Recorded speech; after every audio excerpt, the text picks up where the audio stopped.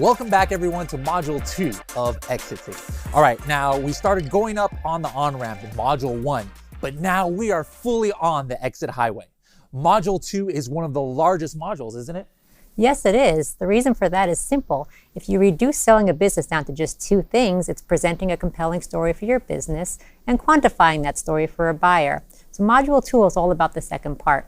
That means in order to have a premium exit, you need to show how your numbers will lead to a premium return for a buyer, even after they pay you for a premium valuation. That's the exit ticket definition of a win-win.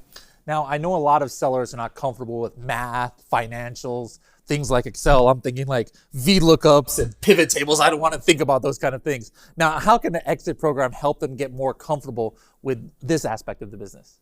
That's a great question. My first response is that when people think of numbers, they think of accounting, boring, complicated. That's not what this module is about. Of course, we will need to cover some of the basics of accounting because that's important, but this module is really focused on what we call strategic finance. The easiest way I think about strategic finance is different than accounting. It's like if you're driving your car, accounting is in your rearview mirror. If it shows you what will happen in the past, what's behind you? So strategic finance is out of the front dashboard, seeing the beautiful mountains, what's in front of you, and then drawing the map on how to get there. Think of strategic finance as the Waze, Uber, or the Lyft app that shows you how long it's going to take to get to your destination. It shows you the different routes it might take and the cost, or in this case, the value of what it is worth to have when you arrive. So when people say that numbers aren't fun, I think of it as yes, driving a car looking in the rearview mirror isn't fun, but is looking into the future of your business and strategizing ways to put millions of dollars into your account fun? Most people would say yes, I think it actually is. Now, I see that we're keeping up with the highway and car analogies going, so I just thought of something here. So I think that since there's two of us, we're actually going to be able to learn about this faster. Do you know why? Because we qualify for the carpooling.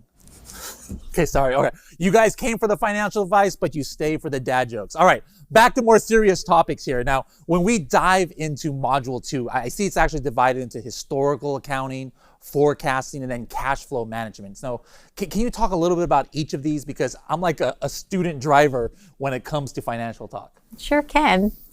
If we go back to the house analogy, having accurate accounting is part of your foundation. The ability to then look at your historical numbers and forecast your future potential would be like the first floor.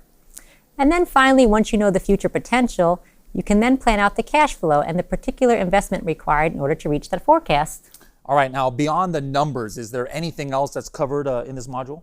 Yes, there actually is one other critically important topic that's part of the strategic finance called compliance. It often doesn't make you money in the sale, so people tend not to think about it as much. But it sure can lose you money and or lose your sale altogether.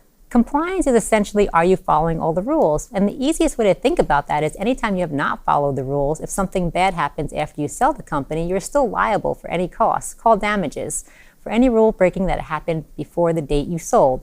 As everyone knows, there are multiple rules that you need to follow, which are things like Amazon compliance rules, brand registry rules, trademark rules, product compliance rules, intellectual property rules. The compliance aspect of Module 2 talks about how you can design your SOP so that you can stay in compliance and can provide to a buyer that you are fully compliant to minimize this risk.